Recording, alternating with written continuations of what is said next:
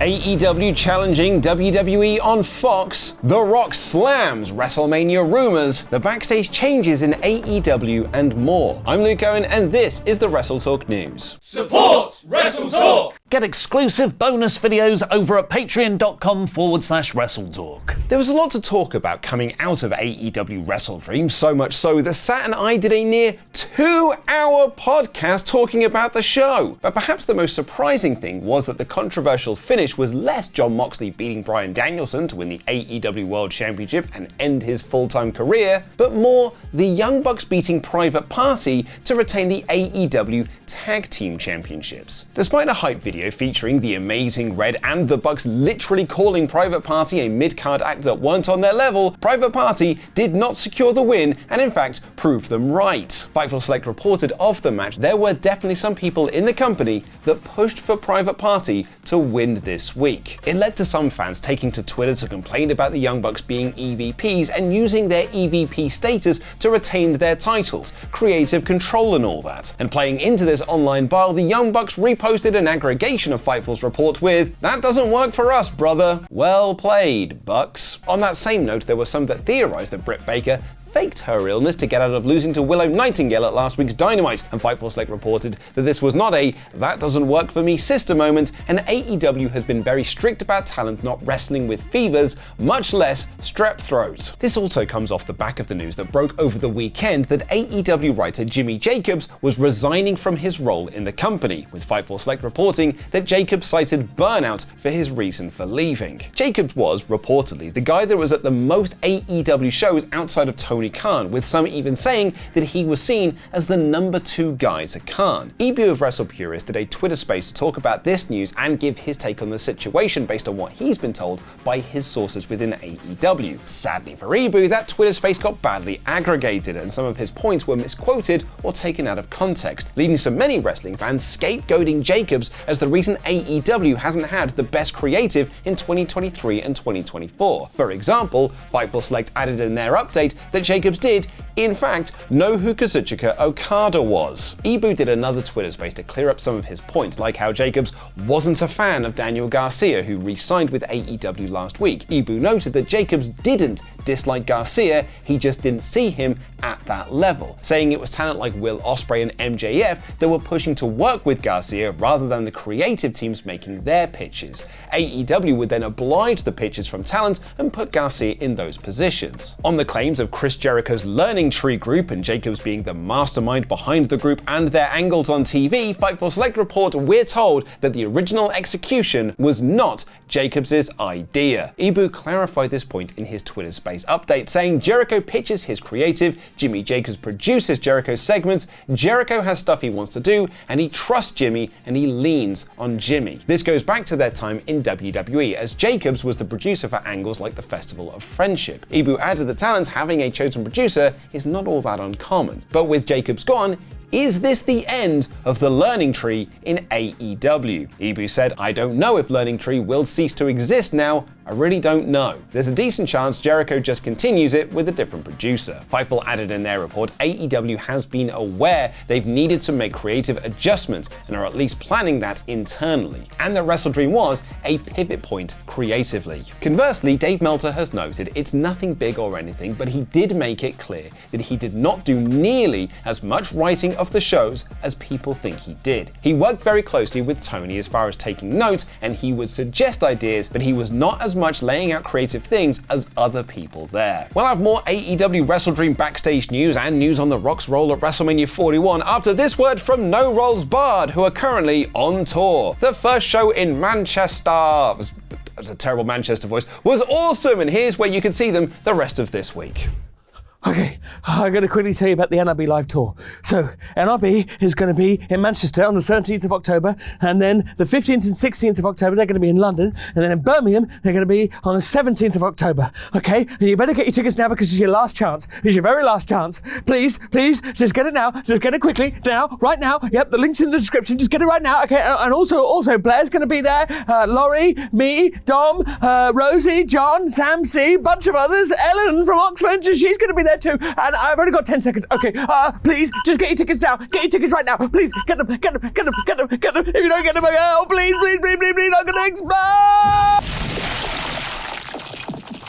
I really am sorry for that Mancunian accent. By the way, if you are coming to that Wednesday 16th date, you'll likely bump into me at the merch stand, so I'll see you there. Speaking of seeing people, and many wrestling fans were expecting to see Bobby Lashley at WrestleDream following reports that he was set to debut at AEW at that show during the Swerve Strickland segment. Ebu of WrestlePurist noted on Twitter following the show that AEW decided to pull back on Lashley's debut at the show in fear that it would get lost in the shuffle on a newsworthy show that saw the returns of MJF and Adam Cole, as well as the heel turn for Wheeler Yuta and that Bryan Danielson angle. Sean Ross Sapp does confirm though Lashley has already signed on the dotted line and is All Elite Wrestling bound. SRS adds that the pitched idea was for Lashley to debut at WrestleDream and lay out Swerve Strickland, but seeing as the closing angle of the show was another Washington boy being laid out, they didn't want two home state heroes being taken out on the same show. SRS adds that Lashley has not been backstage at an AEW show yet, and he's expected to appear in the coming weeks. Lastly, on the WrestleDream fallout, and we now have a reason as to why Hologram vs Beast Mortis in a 2 out of 3 falls match took place on the show, which was already quite a stacked card. The match got announced following Dynamite, where Beast Mortis and the rest of LFI attacked Hologram, aligning themselves with Jake Roberts. And according to Dave Meltzer, the match was done because of AEW signing a deal last week with Fox Sports Mexico to air their programming, which included this year's WrestleDream. He also added that this was a big part of a global expansion that Khan has planned for 2025. He said that is the 2025 goal, to grow internationally, get TV deals in more international places. The Fox Sports Mexico deal is an example of the battle plan. This is a station that WWE is on, and WWE are not on there for much longer, as their Netflix deal means Raw, SmackDown and NXT will be moving to that streaming service as it is elsewhere in the world, like here in the UK. In the US, only Raw is moving to Netflix, as SmackDown stays on USA and NXT airs on the CW. When those deals are done, SmackDown and NXT will also move to Netflix. This means there's a lot of TV stations around the world looking for wrestling content, and AEW are reportedly looking to fill that gap. Meltzer adds that the Hologram Mortis match is just the start, as they want to produce matches like this on a regular basis because of the Fox Sports Mexico audience. But Uncle Dave is not everyone's favorite guy right now, especially after being called out by The Rock. In the latest Wrestling Observer newsletter, Meltzer wrote, as of right now, Dwayne Johnson is not scheduled for WrestleMania 41. Obviously, that could change, and he's going to do what he wants. His source is quoted as saying he's not going to be able to do Mania. He already gave word that he wouldn't be able to do that match. The story is simply his schedule got too heavy, he couldn't commit to doing it right. This was, well, quite surprising, given that The Rock just returned at Bad Blood, and WrestleVotes reported that while the match has not been finalized yet, one of the matches on the table was Cody Rhodes versus Roman Reigns versus The Rock for the WWE Championship. Other reported pitches for WrestleMania 41 have included Cody versus The Rock for both the WWE Championship and The Rock's People's Championship. Well, The Rock has now addressed these rumors. In response to a fan on Instagram asking if he really was missing Mania 41, The Rock replied, "Don't believe any of that bullshit." And now, replying to the reply, Meltzer on Wrestling Observer Radio said, "I know that he was not confirmed for the show as of Thursday, so if something changed, I'll find out. But if he wants to do it, he's doing it. It's up to him." What also caught the eyes of fans when it comes to The Rock and Instagram is a different post about his Bad Blood return and the reaction he got. More crucially, he signed off that post as the final boss of WWE with a world emoji and the year 2025. And given that he wasn't really talked about on SmackDown, it has led to some speculation that Rocky won't be on WWE TV until the new year, despite some reports saying he was going to work this year's Survivor Series. Lastly, for today's episode of the WrestleTalk News, and WWE continue their trend of subverting heel turns and coverage of said turns. Following Bad Blood, fan footage of a beatdown by Kevin Owens to Cody Rhodes started to appear online as Owens attacked him by production trucks. This was reportedly done because most heel turns in wrestling nowadays are met with cheers from the crowd who know they've just seen